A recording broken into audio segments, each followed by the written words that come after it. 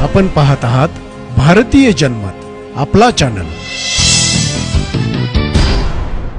नमस्कार, मी मानसी धामणसकर। आपण पाहत आहात भारतीय जनमत न्यूज। नजर टाकूया त्याच्या ठळक घडामोडींवर।